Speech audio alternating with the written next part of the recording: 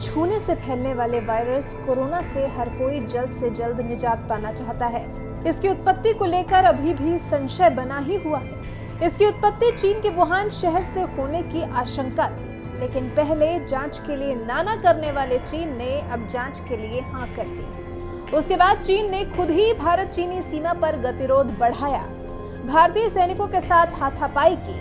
हिमाचल प्रदेश में चीनी हेलीकॉप्टरों ने घुसपैठ की। उसके बाद चीन सीमा से लगी सड़क के निर्माण को बंद कराने के लिए भारत को कोसा भी। ताजा विवाद तो सड़क निर्माण का ही था, लेकिन फिर एक बार चीन शांति दूत बन गया है। भारत चीनी सीमा पर हलचल पैदा करने के बाद अब कह रहा है भारत और चीन के बीच में सब कुछ स्थिर है। ये चीन का लुका छिपी का खेल है, जिसके जरिए वो अपनी करतूतों पर पर्दा डालना चाहता है। वास्तविक नियंत्रण रेखा यानी कि LAC पर भारत और चीन की सेनाओं के बीच चल रहे गतिरोध की पृष्ठभूमि में चीन के विदेश मंत्रालय के प्रवक्ता झाओ लिजियान का कहना है, सीमा से संबंधित मुद्दों पर चीन का रुख स्पष्ट और सुसंगत है।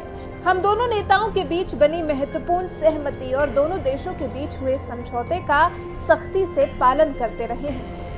ये उसे चीन के विदेश मंत्रालय के प्रवक्ता कह रहे हैं, जिस देश के राष्ट्रपति शी जिनपिंग ने अभी हाल ही में अपनी सेना को युद्ध के लिए तैयार रहने के निर्देश जारी किए हैं।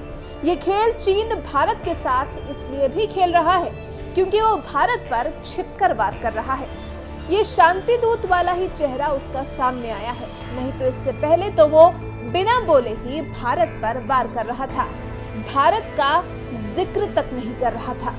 दरअसल लद्दाख में कुछ ऐसा हुआ है जिससे चीन का बौखला जाना और छटपटाहट में इस तरह के कदम उठाना लाजमी है। भारत चीनी सीमा पर BRO ने एक सड़क का निर्माण साल भर पहले पूरा किया है, जिसका काम बेहद कठिन और चुनौतीपूर्ण हालात में संपन्न हुआ।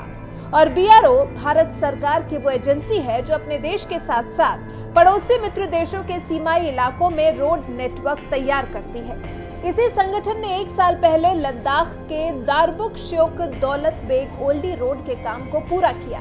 इसी सड़क निर्माण को लेकर चीन छटपटा रहा था। इसके अलावा लद्दाख में एक और सड़क का निर्माण युद्ध स्तर पर जारी है।